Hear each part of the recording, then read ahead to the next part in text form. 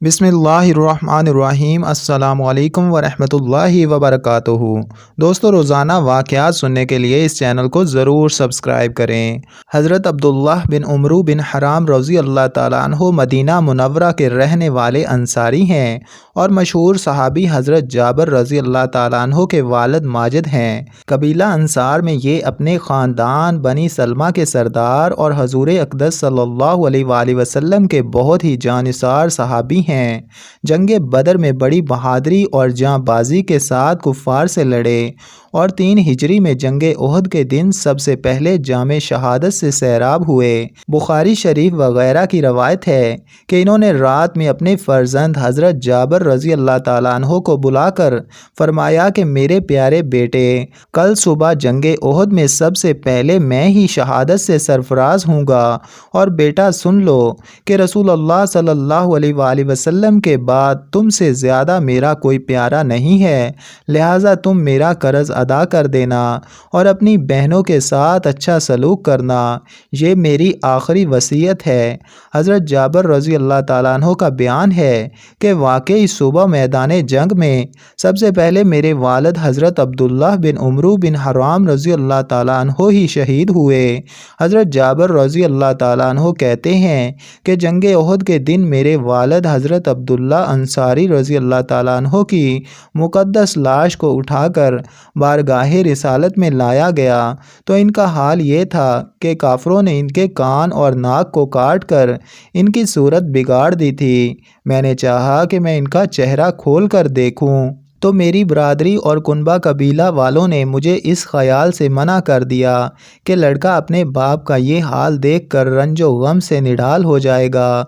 इतने में मेरी फुफ्फी रोती हुई इनकी लाश के पास आईं तो रहमते आलम सल्लल्लाहु अलैहि वसल्लम ने फरमाया कि तुम इन पर रो या ना रो, फरिश्तों की फ़ौज बराबर लगातार इनकी लाश पर अपने बाजुओं से साया करती रही है। हज़रत जाबिर रज़ी अल्लाह ताला अन्हु का बयान है कि जंगे उहद के दिन मैंने अपने वालिद हज़रत अब्दुल्लाह रज़ी अल्लाह ताला अन्हु को एक दूसरे शहीद हज़रत उमरू बिन जमूह के साथ एक ही कब्र में दफन कर दिया था।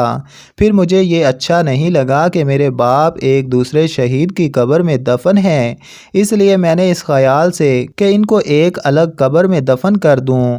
6 माह के बाद मैंने इनकी कब्र खोद कर लाश मुबारक को निकाला तो वो बिल्कुल इसी हालत में थे जिस हालत में मैंने इनको दफन किया था, बजज़ इसके कि इनके कान पर कुछ तगय्युर हुआ था। इब्ने साद की रवायत में है कि हज़रत अब्दुल्लाह रज़ी अल्लाह ताला अन्हु के चेहरे पर ज़ख़म लगा था और इनका हाथ इनके ज़ख़म पर था। जब इनका हाथ इनके ज़ख़म से हटाया गया तो ज़ख़म से खून बहने लगा।